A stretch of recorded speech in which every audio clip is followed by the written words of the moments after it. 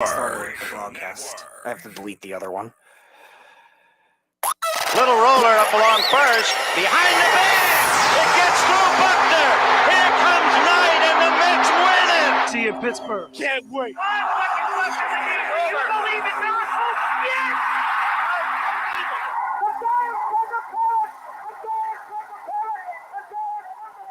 All the band is out on the field. He's going to go into the end zone. He's going to go out of bounds. Montana looking, throwing in the end zone. Caught it. Dwight Clark.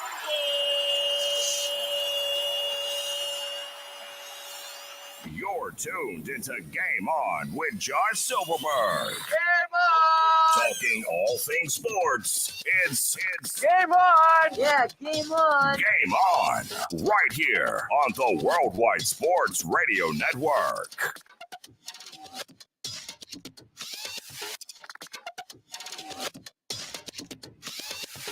Ladies and gentlemen, we are back. We are sorry about the technical difficulties. Welcome to another great episode here of Game On the Worldwide Sports Radio Network. I'm your host, Josh Silberg. We are sorry about the delay, sorry about the start and everything like that, but don't worry, it's working now. Everything is good and all that and so much more. I'm just getting so many messages now about people saying that they, are not able to get it. And all that. So let's see. People can hopefully chime in and listen and so much more. Yes, false start on Game On. I am with you on that one, Stone. That's for sure. Ladies and gentlemen, you can check us out and so many other great shows right here on the Worldwide Sports Radio Network by downloading our free app. If you have an Apple or an Android, you go to the Google Play Store, you type in WWSRN. We are right there. It is free. Check us out there on worldwidesportsradio.com as well. Facebook, Twitter, Instagram, YouTube, Periscope, and Twitch. So much more. We have a lot of stuff to get to as well. Also, number to call the show, 631-672-3108. We're going to do a little conversation, recapping the division round of last week, as well as Speedy and I making our picks as well for this week. We are tied, him and I, so Speedy will come on a little bit later. Get to all that. I'm going to discuss a little bit about the Australian Open, and I'm a tennis fan, and the fact that there's been no buzz about this Australian Open, I'm going to give my reasons as to why. Talk a little bit about Jay Briscoe and how AEW finally gave him the recognition that he so rightfully deserved. Do a little bit of Kobe Bryant and his legacy as well, and then we will get to our buzzer beater. Thank you, Stud. Your mom is cool. You need to have her on the show.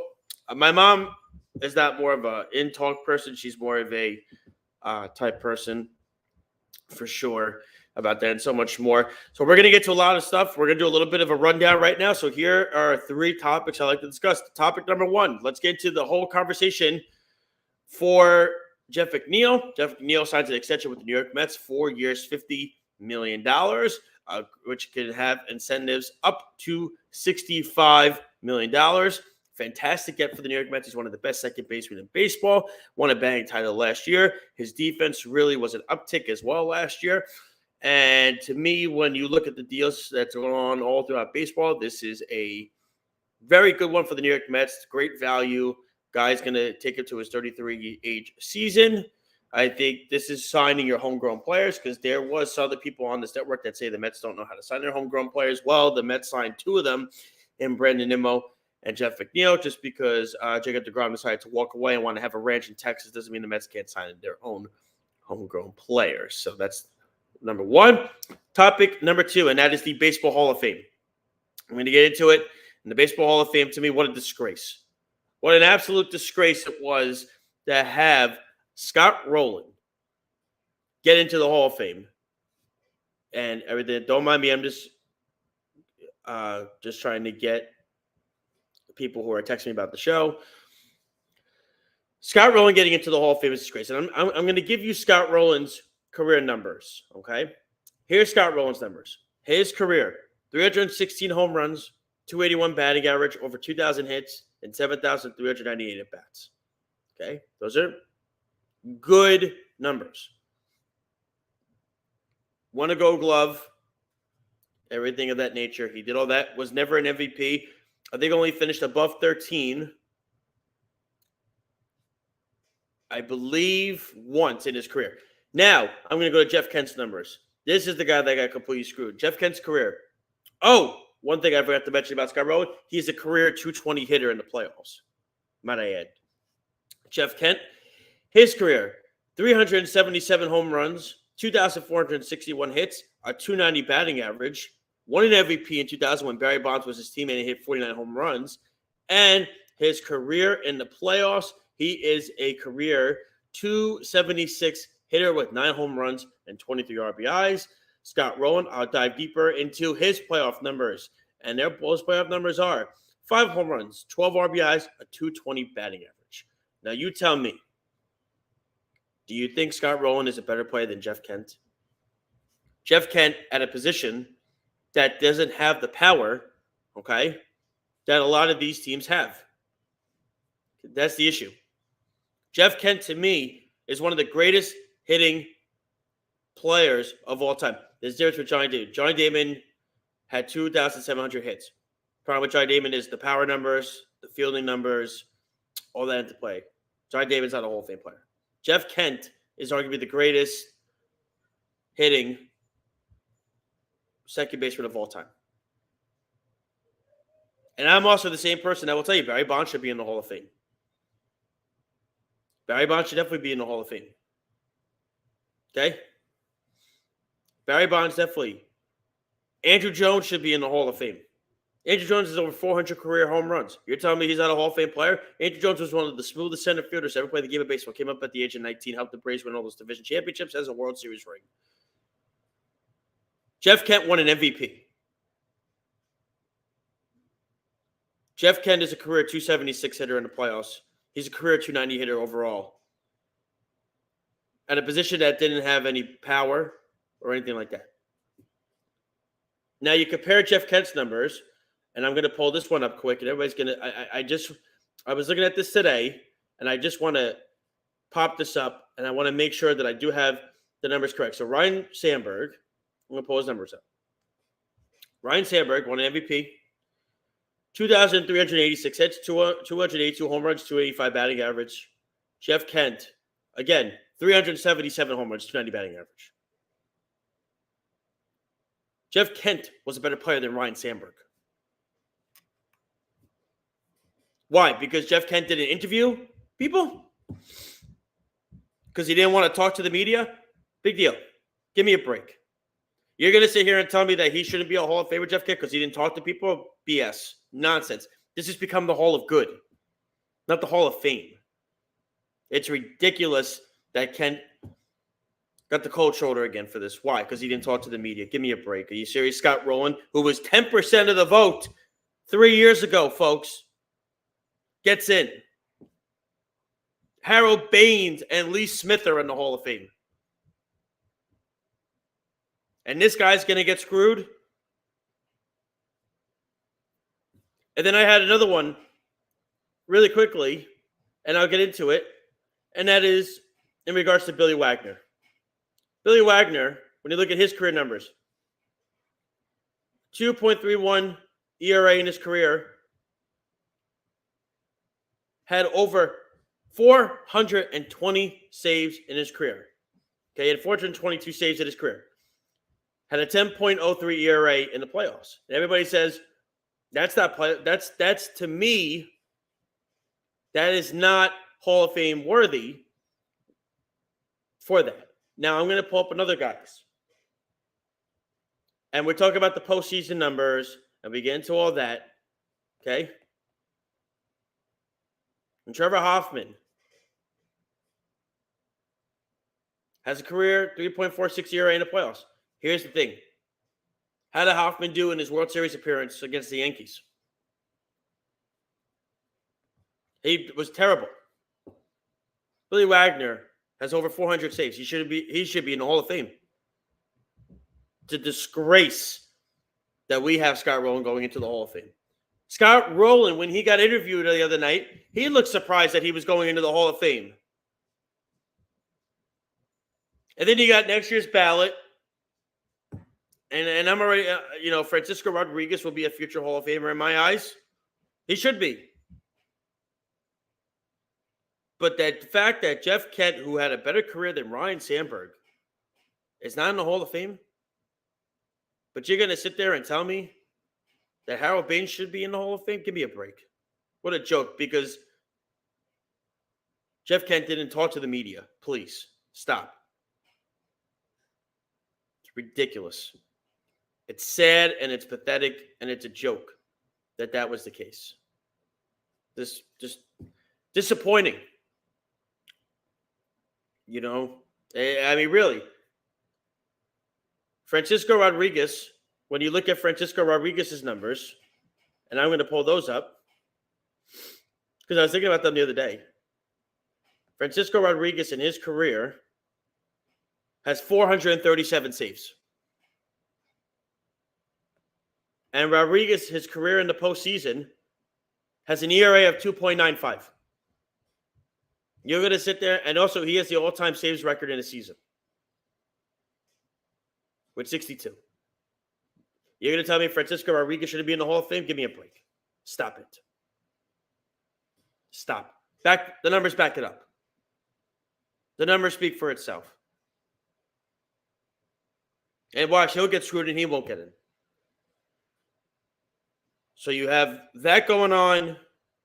You have the thing with the Mets going on, all that, and so much more. And then the last thing I did want to do a rundown with was about Kobe Bryant. And I believe it's been 3 years since the death of Kobe.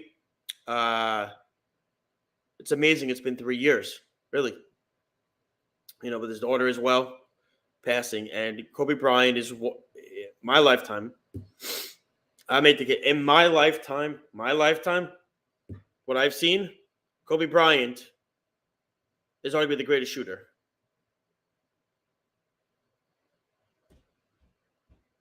Kobe Bryant, to me, is the greatest shooter I ever saw play. My lifetime.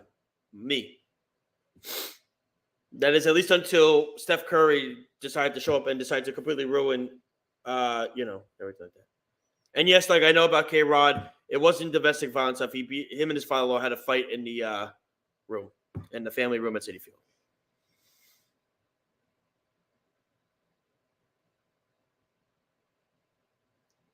But going back to Kobe Bryant is one of the greatest players to ever play in the game. He's a guy that gets accolades still, even to this day. Julius Randle, after they beat the Celtics yesterday, had a great year. Had a great conversation yesterday in the postgame because Randle played with Kobe towards the end of Kobe's career. So to me, I think that was something that was great to hear. And the fact that Kobe still gets recognized, which he should. The 81 points at the Garden, all the championships he won, was a Laker for life, team leader, tried to build something. And to me, I think Kobe Bryant, people should watch how he played the game with heart and passion. Was he a ball hog? Sure. 100% he was. But I will tell you, in my eyes, when I look at Kobe Bryant, one of the greatest players I ever saw play. Bar none. Period. As he should be. So that's where we are with my early rundown. The Mets and McNeil agreeing to a deal. Hall of Fame nonsense. Kobe Bryant as well. And everything like that. It is, we're going to, you know what? Let's take a quick break. And then we're going to come back after one commercial. I'm going to recap the division round. What happened? Get into a little Aaron Rodgers conversation about the Packers. Don't sit there and tell me that the New York Jets can't be a Super Bowl contender with Aaron Rodgers. I don't want to hear it. And I'll explain why when I come back. Speedy's going to join me for a championship picks. I'll get to a little Australian Open conversation, a little Jay Briscoe conversation, and we'll end with our buzzer beater. And yes, Snug, a cat might pop up. But we'll be right back. This is Game On here on the Worldwide Sports Radio Network. We'll be right back. It's the Worldwide Sports Radio Network.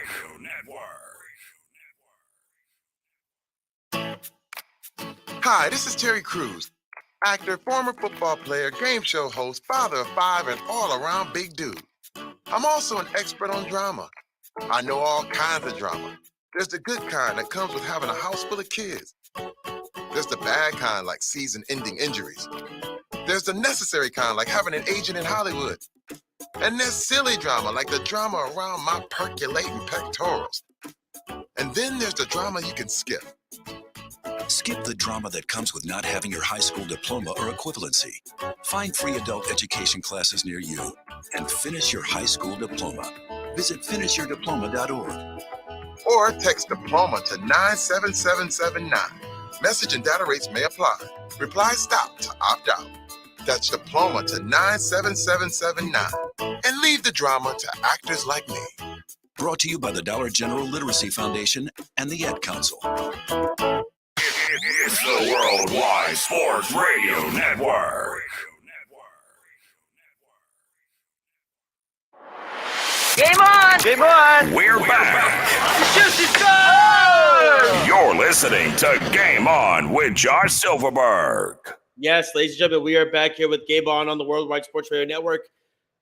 Tuning in with you every Friday from 6 to 7 p.m. We are sorry about the delay, a little bit of technical difficulty, but we are back. Another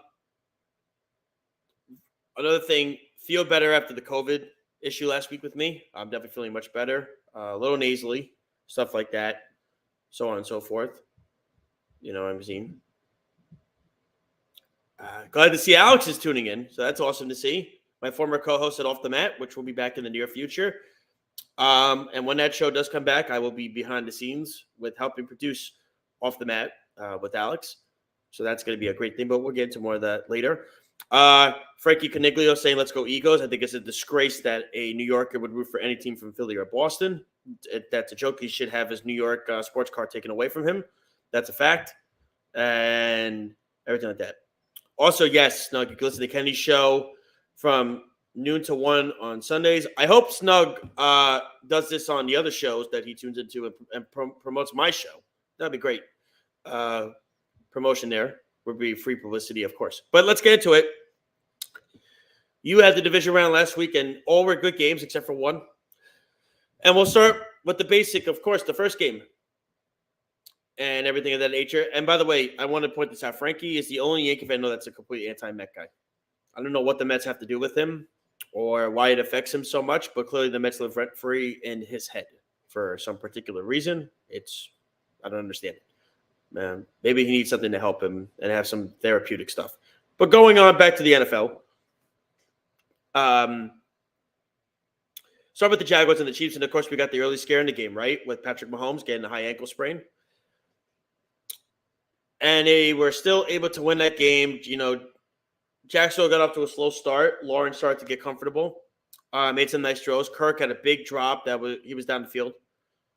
And to me, when I look, I think the Jaguars are going to take a lot of this playoff run. Take a lot of experience out of this. This is big for them. We saw Doug Peterson really do a good job. You know, it was, they had the ball in the red zone, and then Jacksonville fumbled it at the 4, which if they score, I believe it would have been about a minute 50 left in the game, if I'm not mistaken, or 2 minutes left in the game or something like that, and it would have been a one-score game at that point. That was a big loss for them and everything like that. What did Snug say? Listen to Game On with Josh Speedy and his cats on Fridays from 6-7. Next week, Josh will be giving away. I'm not doing that. I don't know where you got that from. Cupcakes and maybe a kitten I could do. You have a great website that if you do want a kitten if you live in New York. Great website if you do. Last Chance Animal Rescue. It's where I got my dog from. But having said that, Chad Henne, and I know Chad Henne's getting all this praise and all that and everything like that. Isaac Pacheco really did all this stuff with the run game on that drive. But that was a killer that Jacksonville let Kansas City score on that drive. Massive killer. You have Mahomes hurt, banged up. And I said, there's no way Mahomes is going to set the rest of this game. And he didn't. He came back. He was not 100%. We know that. And we know he's not going to be 100% this week. Speedy's going to get the lines for next week's games before he comes in a few minutes. It's going to be chilly at Arrowhead. I'm very curious how Cincinnati attacks them in regards to sacking him and seeing how he gets up from that. Because this is going to be a deep pass rush that Kansas City is going to be facing this week coming up. I think Kansas City did enough. Jackson, I'm still not sold on that defense. The defense was ranked 16th in the league this year. Not completely sold on that defense still. They do have a nice defensive line. You know, and I know we're hearing reports, obviously, with the 49ers injuries, and now Kelsey was put on the questionable list and everything. Trust me, they're all going to play. They're going to play. They're going to get through it. But Kansas City going into this game, questionable, especially with Mahomes not being able to do everything that he's able to do, which is be a magician with the football. So, do that. Don't mind my nose. I'm still getting over, I said, with COVID and everything like that. Then the next game we had. What a disaster of a game by the New York Giants, losing 35-7. Sorry, Speedy. Once Hurts made that 30-yard pass down the field to Devontae Smith, we knew where this game was going to go. And then Dable, on the first drive, goes for it on 4th and 8, which I said to myself, it's very early to be doing this. But the reason I think Dable knew he had to do this was because he saw that first drive, how Philly was doing, and he says, we got to match them score for score. We're not going to win this game. You saw a talent differentiation on the field there. You saw the difference in one team, which is a powerhouse in Philly, to the Giants. Now, the Giants had a very easy schedule this year. They played the AFC South. They got to play the AFC North, the NFC North. So they had a very easy schedule this year. Giants have a ways to go. And that Philly team is not going anywhere for a while, but it was just awful from the get-go. But I will tell you this. What I saw from Philly was impressive. But now it's the real test from Jalen Hurts. What's he going to do against a top defense, the best defense he's played all season? Now, if you're a Giant fan, you're sitting there saying to yourself, I'm happy with the season. We weren't supposed to be there, da-da-da-da. I would say this leaves a sour taste in your mouth because you just got the doors blown off of you from the moment the whistle blew to start the game. And no shot. Jones wasn't great. Barkley couldn't run the ball. And that defense was a disgrace. I don't care. You're going to say they didn't belong. You're damn right they didn't belong. But that was a disgrace of a performance by the Giants. I don't care about the talent difference between the two teams. Terrible. Wasn't a fair fight. Giants have a ways to go. And Dable coached a horrible game. He didn't go for it in the fourth quarter when he was down by whatever scores. When it was 4th and 2, he went to punt. But he went for it on 4th and 8 in the first quarter. Does that make any sense to anybody? None. Now, again, did the Giants show progress this year? Yes, but it goes back to what I'm saying. They had a very easy schedule this year. They played the AFC South, and they played the NFC North. They didn't have to play the toughest team I believe they played all season was, you want to say Dallas? I mean, obviously, look, you saw them when they played very tough teams this year, right? They lost to Philly both games, lost to Dallas both games. They beat Baltimore. But they, to me, in my eyes, what I saw, and it was the eye test, the Giants have a ways to go with fixing it. Ton of progress, great. Now the schedule is going to be more challenging next year. I want to see the schedule when it comes out. But if you're a Giant fan, you can't be sitting there saying there was progress this year. You're the division round. You beat Minnesota on the road.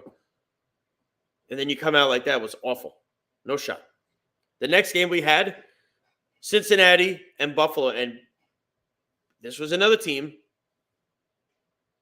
where the Cincinnati Bengals, who by the way, I was on the Bills all season long. Before the year started, I had Packers-Bills Super Bowl. That was my Super Bowl. All season long, I was on the Buffalo train. And then I said on the show last week, I didn't like them against New England the last week of the year.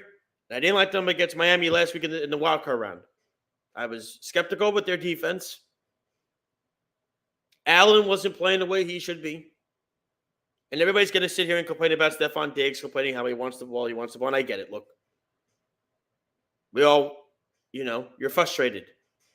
Especially on the first drive of the game. He had Diggs wide open and he overthrew him.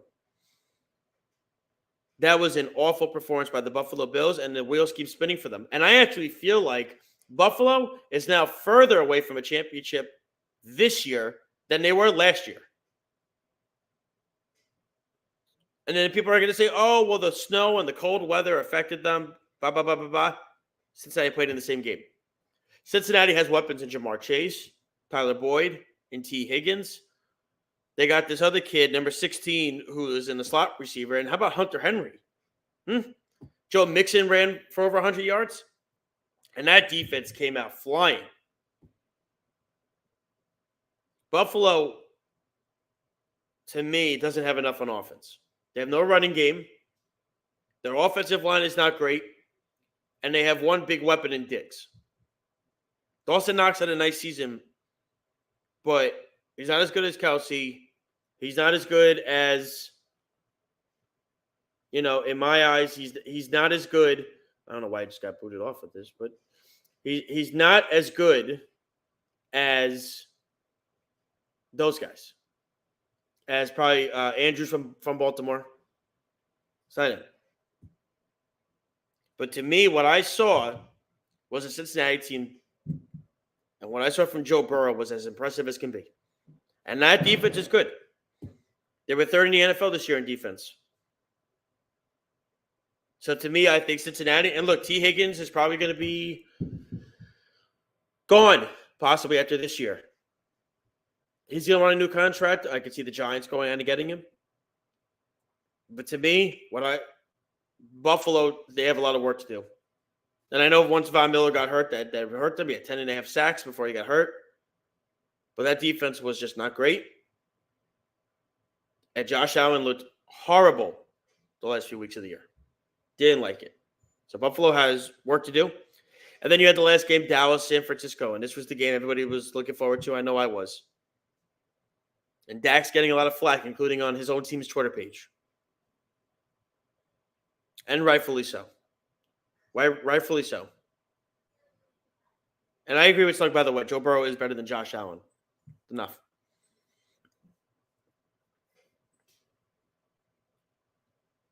Dak Prescott was awful in this game. The turnovers,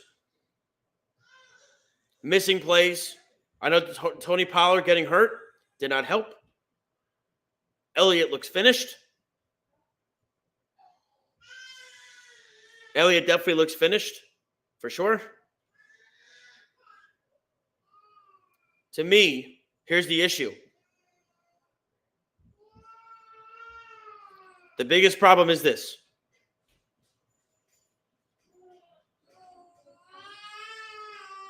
The thing is, I'm getting thrown off. My son is crying upstairs. So I'm getting thrown off. I'm sorry. The thing of it is this.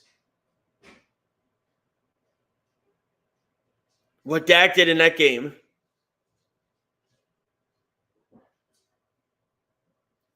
here's the problem. Turnover constantly. He's not a winning quarterback. And everybody keeps saying, well, what about Brock Purdy? Brock Purdy managed that game perfectly. Brock Purdy managed that game as well as you could possibly manage that game. No turnovers, did everything right. The catch by Kittle was ridiculous. I like where the 49ers were in this game. That defense showed up. Dallas' defense showed up too. But we saw what Dak is, I think, at this point. He's not a winning quarterback. Can't win the big games. Now, look, I'm hearing Dallas fans want to go get Tom Brady. That's not happening. Stop. Just think about Dak. In my eyes, Brock Purdy had a better game than Dak Prescott.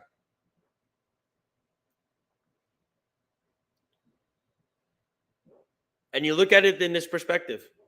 That defense was fantastic for San Francisco. The problem with Dallas is they have one huge weapon, and that's CeeDee Lamb. Michael Gallup is their number 2. It's not going to fly. They got rid of Amari Cooper. Dalton Schultz is a nice tight end.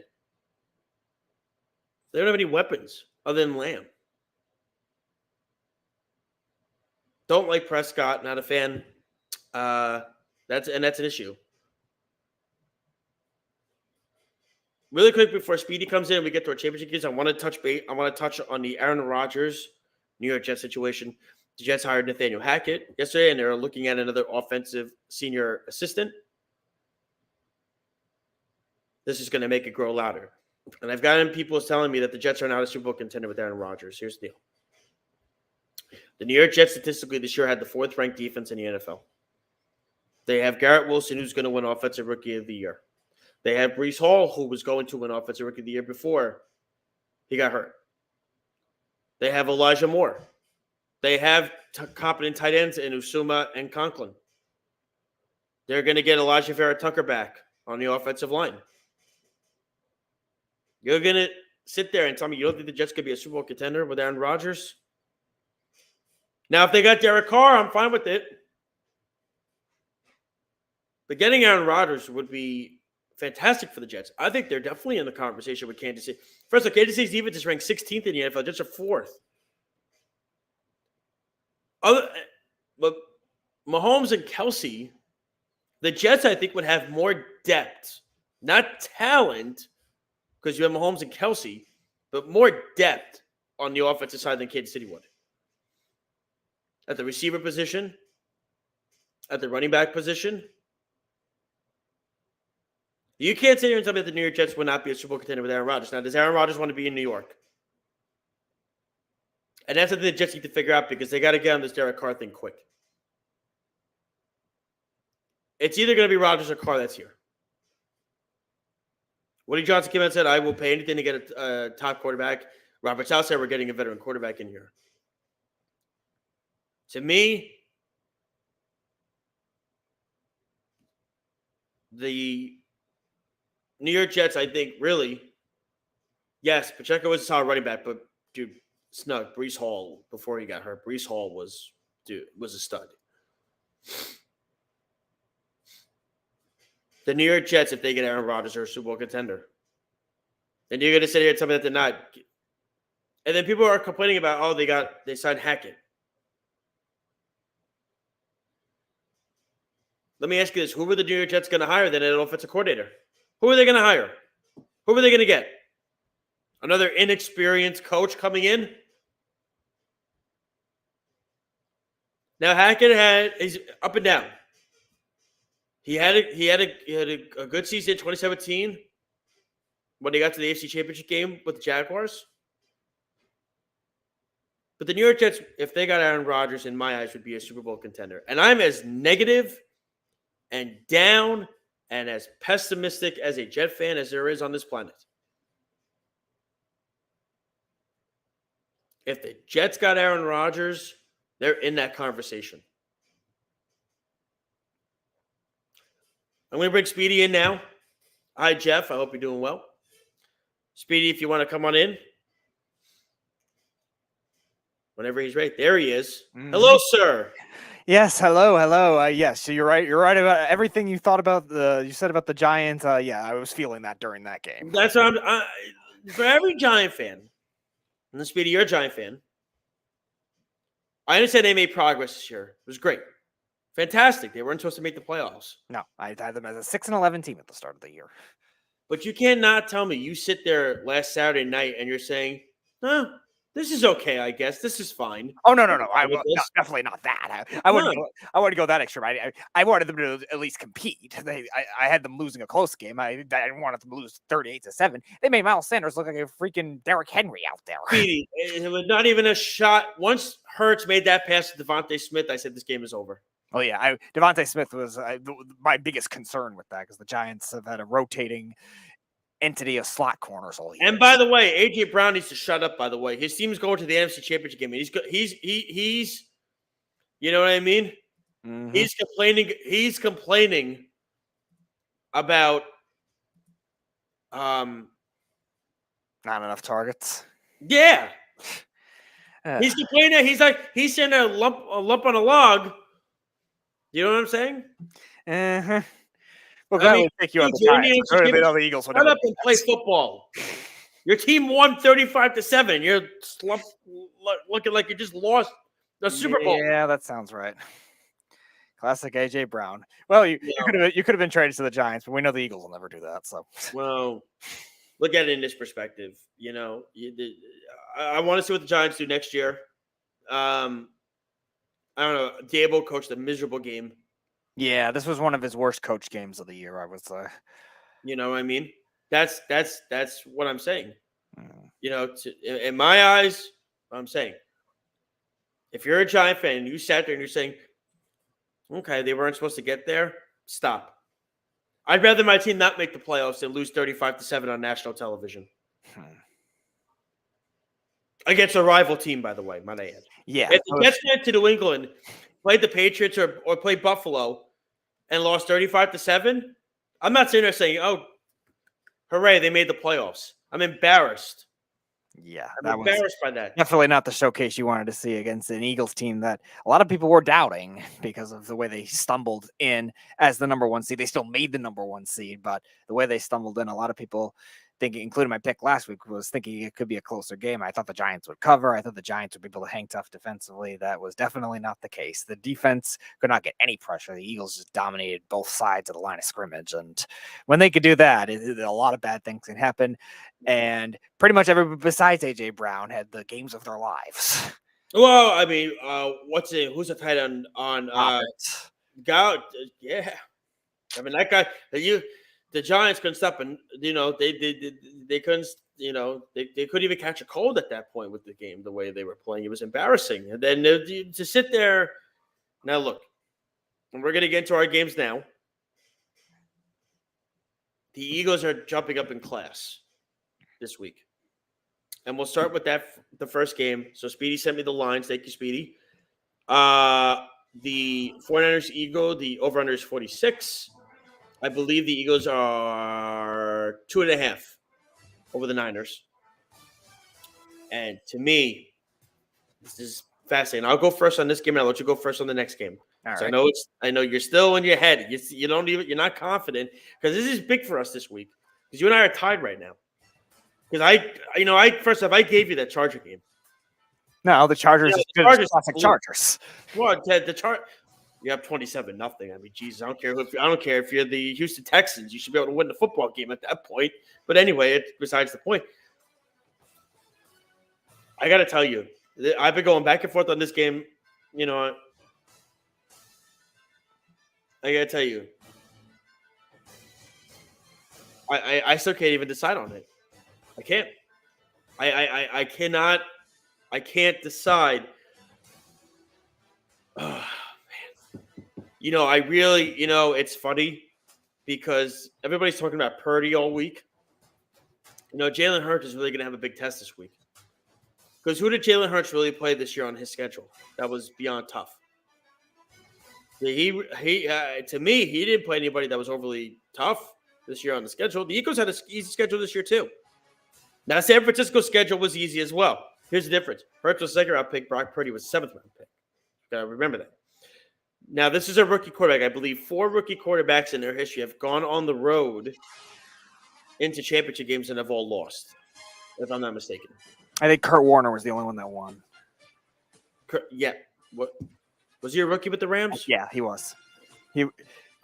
Brock Purdy is one of four quarterbacks to make the conference championship. Kurt Warner was the one that won. Here's the thing. Brady won in his 2nd year. I want to see if Philly's defense is able to stop San Francisco's offense. That's the matchup. You know what I mean? Because the thing is, I feel like everybody's talking about San Francisco's defense. Everybody's talking about San Francisco offense versus the Philly defense. I want to see Philly's defense be able to stop the San Francisco offense with their weapons. Because I don't know. I'm not sure. Call me crazy. Call me nuts. Because I know you're going to pick Philly. That's what makes this intriguing. And I see it on your face. You're going to pick Philly, Speedy. And that's fine. That's okay. Because you saw they took the Giants last week. They put them on their knee and they spanked them. Yeah. That's what they did.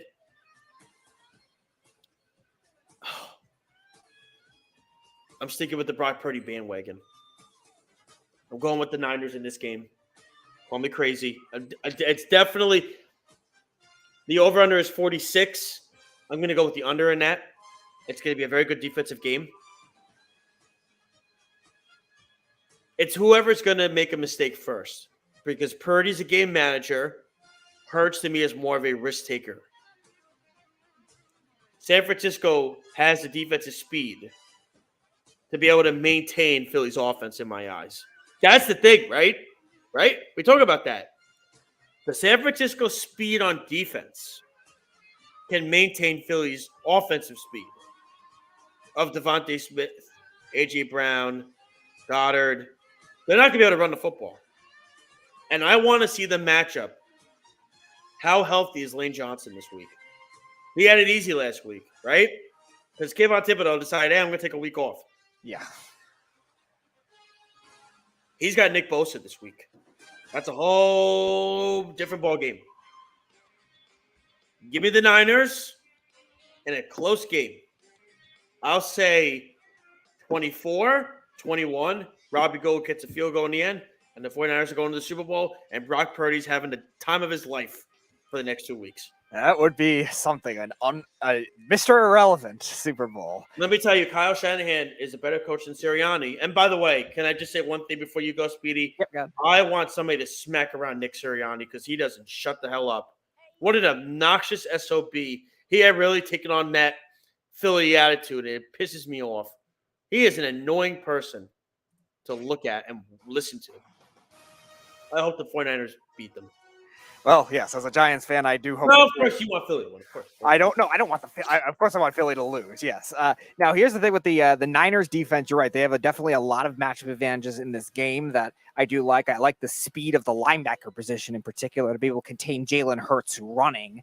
And Nick Bosa, don't be surprised if they try to move him around the line too, because Jordan Mailata, who's been a good left tackle, is still better as a run blocker than a pass blocker. Okay, what were you saying? I was going to say, who was the linebacker that stayed speed for speed with CeeDee Lamb last week on the Niners? It was Fred Warner. It was Fred Warner. Oh, I've said for a while it's the best coverage. Fred Warner, that dude, let me tell you something.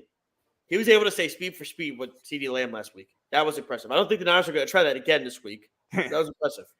Right. Now, the one thing the Niners defense does have a little bit of a weakness on is their outside receivers, having to be able to guard them, because Travarius Ward has really struggled this postseason. DK Metcalf over 130 yards, and CeeDee Lamb was really the only guy that did anything for Dallas last week at 111 yards.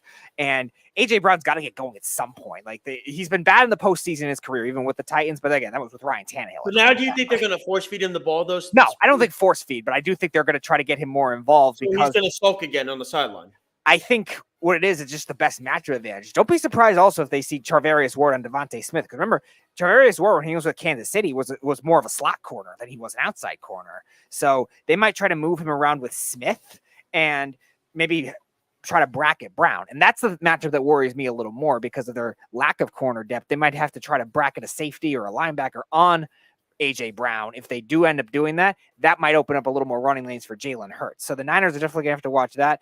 The great battles in the trenches. Defensive line is the Niners number one, and the offensive line for the Eagles number one. So great matchup there. Don't expect them to be able to run the same way they did against the Giants, though. Miles Sanders, you're not a power back this week. Well, I was going to say, let me say this: the Eagles have a problem on run defense this year. I don't care that McCaffrey and Mitchell are both hurt; they're going to play. They're going to run the ball very well. And that offensive line for San Francisco, what they did to Dallas' defensive line last week was pretty impressive. I'll tell you that. Really quick question. Take the quarterbacks out. Take Purdy out and take Hurts out. Which team has the better team overall? I think Niners slightly. There it is. Niners slightly. Now, there's a couple other things, though, with the Eagles offense. You're right about the run defense as a whole. I mean, the Niners offense, my bad. Christian McCaffrey will definitely get his in this game. You're not going to see him start very slow like he did. And hopefully if they're leading, Mitchell doesn't run out of bounds again. Yeah, that's the one I don't know if he'll be as well because he was kind of inefficient. He had a couple big runs, but he still was more inefficient where Kyle Shanahan does love to use him, but I don't know if his style of running, which he does a lot more inside, will work on an Eagles defensive line that's a little beefier. Dallas is a lot more speed guys. Micah Parsons is a speed guy. DeMarcus Lawrence. I expect Samuel to be more involved this week. Maybe. What worries me about that is the way the Niners offensive line played last week on the interior, though. Deebo Samuel loves to do those jet sweeps in motion and sometimes gets the shovel passes inside. And Dallas did a good job of bottling that up. Dallas is a better defensive line than Philly does. I don't think so. I think Dallas has the better individual player, Micah Parsons, but I think collectively. But it wasn't just Parsons. Lawrence also had a good game last week. I know. I'm not saying the Dallas is bad. I'm just saying the Eagles had Brandon Graham, who had double-digit sacks this year. They have all that depth on the interior with Hargrave and Fletcher Cox and Ndamukong Suh and Linval Joseph, like Jordan Davis. They have 5 guys that are all starting capable players on that interior defensive line. Yeah, Suh is outdated by 5 years. That's fine, but he's still he might be the worst of the 5, but he's still a comparable starter. Yeah, but look at the run defense this year, though, Speedy. Their run defense numbers are not good. Yeah, on the outside, but on the outside. And what do you think they're going to do with McCaffrey and McCaffrey, yes, that's why I think McCaffrey will. Even Mitchell too last week against Dallas, he ran on the outside for that big run. Mm-hmm. That was what it was. That being said, I don't know about getting Deebo as involved as much. I think it'll be a little harder for that kind of thing because a lot of the times he takes the tosses exotically outside or inside and then runs it outside later. Warriors have a good offensive line too. They do, but they had Better some. than Dallas's. They could. Yeah, they're definitely better than Dallas. Is that they did have some concerns inside that I'm a little more worried about, and that's where I think it'll be harder for them. Now, in terms of the outside receivers, can Deebo win any matchups outside against those corners? Are going to be. You're going to have Slay probably on Samuel. No, I think Slay will be on IU. That's why IU is the one I think they're going to be able to move around, and he's still going to get open anyway. Who's stopping Kittle? Kittle is the one that I think will have the best game of those guys. The question is, can they get those other receivers involved? And their offensive line against a defensive line that gets 70 sacks is pretty insane too. So I think as a whole, the Eagles still have a couple more advantages there that they can work with. And I think Brock Purdy will be forced into some mistakes. He's going to have mistakes that he's going to deal with. This is a different ball game that he's played with. He hasn't even been on the East Coast this year. Right. And I think that bigger rookie mistake that we're waiting for Brock Purdy is going to come in this game. It's going to be a tough crowd in Philadelphia. So that, as a result, you're right. I am unfortunately picking the Eagles to win this game. I want to see Jalen Hurts this week in a big spot. He hasn't had a good spot this year either. They haven't been a great second half team. You're right about that. He hasn't had a big spot to deal with this year either. Him and Purdy, when I look at the two of them, what big spot has Jalen Hurts had to do this year when this team has been down in the fourth quarter? No, you're right. Most of their stops have been most of their close games are defensive stops. I go by more of the depth. That's what I go by with all the depth of the team. And the 49ers, to me, first off, the 49ers travel well too. We've seen it in the past. They do well in the playoffs on the road. Yeah. They did very well in the playoffs on the road. Went to Dallas last year, beat Dallas. Almost beat the Rams last year in the championship game. I want to see them this year. Now, look, Purdy hasn't been on the East Coast this year. I get that. That's a whole different thing. Understandably so. We're going to see how he progresses throughout the game. Brock is a very good game manager, is what I've come to know and see. Not that I don't believe it hurts. I want to see who's going to make a mistake first. If Purdy I wouldn't be shocked if Hurts doesn't throw any interceptions and Purdy throws one, and then that just tosses the entire game. That's what I'm thinking is going to happen. That's the thing. But that's why McCaffrey is a massive safety blanket for Purdy. That's the big difference between the two. Yeah, that's my big difference. I do think he'll have one bad mistake, either a strip sack or an interception, something. But that's where McCaffrey comes in, Speedy. And no, I'm not denying that. I said McCaffrey's going to have a good game. I think I'm talking about more of the moment, like big. Yes. I think he's going to be in a big spot, and that's why I still have the Eagles. I don't want it to happen. I still have the Eagles though winning the game. I have them 23-20. So I'm agreeing with you. I have them on the under. It's going to be a very tight game. I think both games are a toss-up game. I don't care. I agree. I care less than Mahomes is hurt. He's still going to play well. Which, by the way, they're going to. So we're going to get to the next game now. It's going to be in Burrowhead. That's what everybody's calling it this week. It's going to be in Burrowhead in Kansas City, where the Chiefs are 1.5. Are the Chiefs favorite now? Yep. Yeah. Mm-hmm. So the line Bengals started as the favorites by 2. Then it's shifted all week. It went Bengals 1, Chiefs 1. So now the line moved again for the third. It went to Kansas City 2.5 to a half to Cincinnati 1.5. Right. Cincinnati 1. Mm-hmm. The back to Kansas City 1.5. Okay. So people watched the practice yesterday and they said, okay, we're going to go Kansas City with 1.5. Okay. Yeah. And I think I do like the 48 over under. 48 over under. Yes. I do like that. I think that's definitely. I think to me that's an over. Yeah, it's interesting because you look at the way that Andy Reid will be able to game plan now, having a full week of preparation. I think doing in the second quarter. I mean, I think he still did well amidst all that between Chad Henne and Isaiah Pacheco, getting those guys going, guys that maybe are lesser expected to have big games. Kelsey's going to get his 14 catches, 98 yards. He's going. He is questionable, but he is going to play. Of course, he's going to play. A lot of these injury reports now are just precautionary at this point. Same kind of thing with the Niners. Debo, McCaffrey, and Elijah Mitchell are all listed questionable, but they're all going to play. It's NFC and AFC Championship game time. That being said, I think Andy Reid now having a little bit more time to prepare, I think he'll be able to get the guys in space and make it easier for Mahomes where he doesn't have to do everything like athletically all throughout the game. Now he's still going to have his runs. He's still going to have his throw on the runs, but I think you're going to try to see him take it easier in the first quarter, in the first half, and try to get guys involved yards after the catch. Unfortunately, as much as it pains me to admit it, I think this could be a good Kadarius Toney game because I think he's going to get a lot of shovel passes. You saw Devontae Smith blow you up last week, and the Eagles traded up with Dallas together. Don't remind me.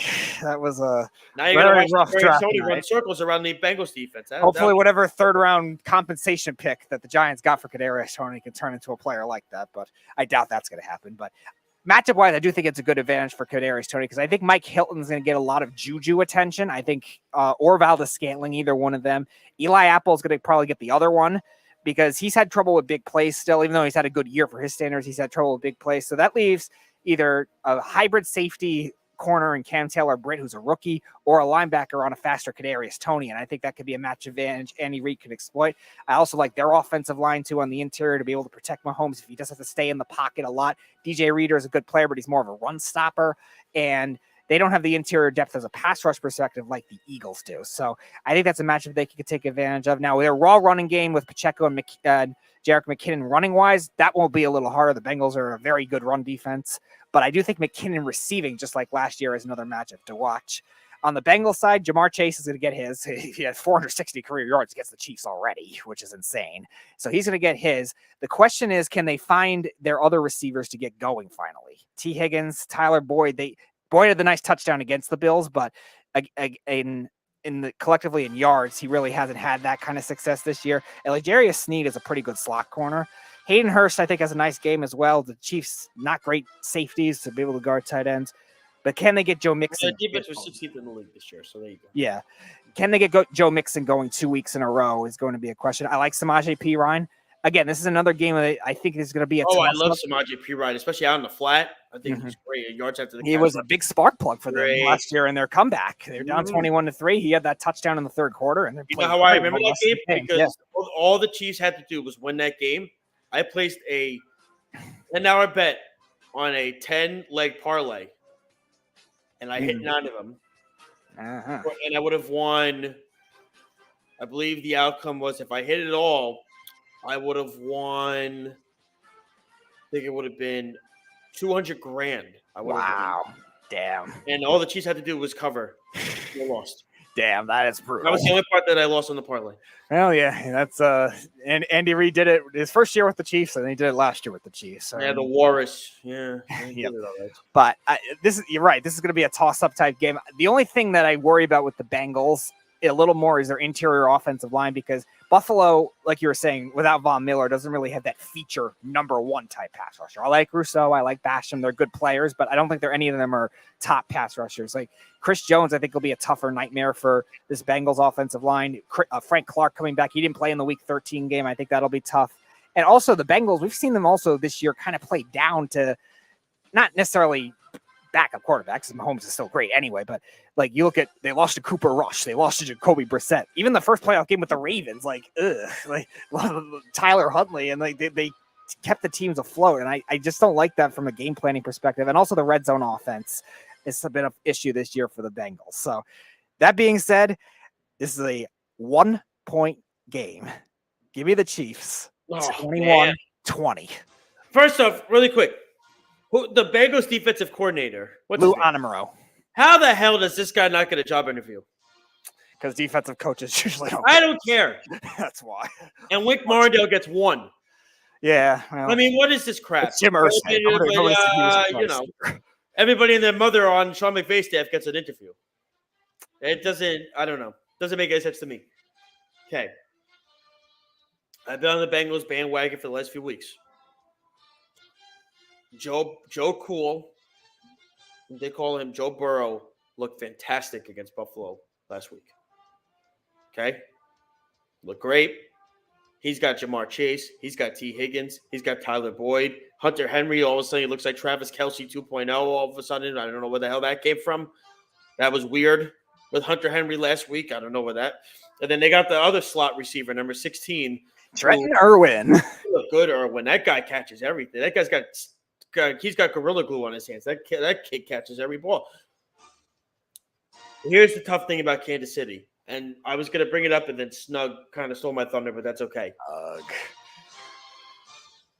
Mahomes is used to extending plays. How the hell is he going to extend plays this week with that ankle? With that, Cincinnati's going to bum rush the crap out of him early in that game to test it out to see where he is. If you clearly see that he's running, they're going to adjust the game plan. Mahomes has to step and plant that foot. I don't know in that weather how he's going to do that. They're going to shoot that ankle up like halftime during Varsity Blues. Okay? Where they shot the crap out of that ankle with stuff. I don't hate you, Snug. I love you. You know that. To me, I don't like how the defense of Kansas City matches up against the Cincy offense. Terrible matchup for them. Cincy's offensive line looked unbelievably stout last week. Now, remember, a lot of those guys that did come in for the injured players, they were on that Super Bowl run last year. They have experience. You've seen it too with Cincinnati. They're great. They're another team. They're great on the road. They've done this before. Joe Burrow is as calm, cool, and collected as any young quarterback in this league. You can make the case. He is. He's even keel. Nothing gets to him. Just rides the wave. I love the fact that, in my eyes, what I saw Cincinnati do to Buffalo last week was way more impressive than what Kansas City did to Jacksonville. Not even close. I'm going to take the Bengals in this one. I'm going to say 31 for the Bengals, 20 for the Kansas City Chiefs. Oh. I don't think it's – I think it will stay close for a bit. I want to see this Cincinnati line go after Mahomes. And if he gets hit, how does he react to it? How does he react? Now, Kelsey's a bad matchup for them. I get that. They know this already. They're not the Jaguars defense, who just leaves them 20 yards down the field, which is ridiculous. I don't understand it. Give me the Bengals. I'm riding the wave with Cincinnati in this one with Who Dey Nation. Going to go with it. Speedy, this is going to be the end, be-all, end-all this weekend for us. I mean, yeah, if we both get a game where we're still tied, then the Super Bowl's the tiebreaker. Or, yeah, there could be. Well, there is a rumor around that apparently Arrow's flying you and I to the Super Bowl in Arizona this year. Oh, is that a rumor? He did. Who told you that one, Carl? I did hear that. He told me, because you're going to the shoe thing tomorrow at Prudential Center. Yes, we are. Which I know he invited me to go with you guys as well, and I can't go. But he did tell me that he says, I bought you and Speedy round-trip flight tickets and a hotel right to Phoenix. And I got you Radio Row. That's what he told me. Mm-hmm. So you don't believe me, do you? Nah, he would have probably told me. He wouldn't. I don't know. Again, based on how Arrow. Now, if the Jets are in the Super Bowl, do you think he's trying to get there? Oh yeah, easily. Yeah, that's what I'm saying. So there you go. You're right though. Like we could have the clean sweep, and one of us could completely clinch for the postseason, or I mean, or nothing can happen, or maybe it's 49ers Chiefs, and we're both split. That's a good point. So one of us each could pick the game, and then we go into next week with the Super Bowl. Yeah, and the Super Bowl would be the tiebreaker. I will tell you this. I love the Cincinnati matchup for Kansas City. Okay. Love it. Now, if Mahomes was whole, I was going to pick Cincinnati regardless whether Mahomes was healthy or not. That was okay. All right. What I saw them do to Buffalo last week in Buffalo, they slapped them around. And I ask you this quick question. When is Sean McDermott going to start to get blamed for this? Yeah, it's interesting because I think how many of his players on defense are all pro players? Yeah, they're starting to become talent reliant, and that's not a good postseason identity. You still need to do some things that are unexpected. He gets no blame for any of this. Yeah, the coaching staff as a whole with the Bills was not great in the Miami game either. Oh, Leslie Frazier was awful. Yeah, and it's so funny. They kept talking about Frazier getting a head coaching job. What about the Cincinnati defensive coordinator job who smacked them around? Well, yeah, he's not going to get a head coaching job because he's a retread. Remember, he coached Minnesota already as a head coach. That's what I thought he got a raw deal. I thought he was better than he was given, but still. All Tony Romo did was just and by the way, I'm not even going to get to Romo this week. He was awful this week. It was so annoying and condescending. And it's Romo in the playoffs. What do you expect? And literally, hey, look, he sounded like Speedy. He had no freaking idea what the hell he was talking or he was prepared. Because he flat out said during the game, I think Dallas has a shot at this game, but San Francisco is tough to play at home. Yeah, no crap, Sherlock. We know this already. You're telling us stuff that we know that a 5-year-old probably could have guessed, okay? So again, it's Tony Romo in the playoffs. He's not good under pressure. Well, we know that, clearly. I'm just saying. And to me, McDermott needs to start getting blamed for this. Yeah, they're starting They regressed this year. Say what you want, they regressed this year. No, yeah, and they're another one. They're like I say it all the time with the Chargers. Like they're another one that's starting to get that notion of not being great in close games. Gabe Davis should not be the number 2 receiver, Speedy. Well, yeah, there's also that issue. They have no running back. Their offensive line is not that good. Yep, and and once you guard Diggs, that's it. Their game plan is over. Mm-hmm. And when Diggs is being shut down by Eli Apple of all people, yeah, that's the problem. And then Diggs walks out, doesn't talk to the media. So there you go. Yeah. Well, thank you for joining us, Speedy. Good luck to you this weekend. I hope you enjoy the game. I actually hope you're right. I'm actually rooting for Bengals 49. I know you're rooting. You know, actually, you know what? You can stay on for the end because we're gonna do our buzzer beater now. Because I think I did everything. I think I went through everything. So we're doing the buzzer beater now. So if you want to play it, thank you. And my buzzer beater this week is in regards to Jay Briscoe and how Warner Brothers Discovery finally gave AEW the okay to do a real tribute for Jay Briscoe this past week on AEW Dynamite. I thought it was as respectful, as beautiful. Seeing Mark, his brother, wrestle one of Jay's best friends, Jay Lethal, in the main event this week was fantastic. It was great. I loved it. And to me, flowed perfectly. So, yes, AEW hit it out of the park this week with that. And by the way, shame on Dave Meltzer for even giving that match a star rating. It's a tribute match, you fool. Okay? It's not meant for a rating. Get it together. Speedy, I hope you have a wonderful weekend. Congrats on the McNeil signing as well to you. Yes, I love it. Absolutely. I think it's great.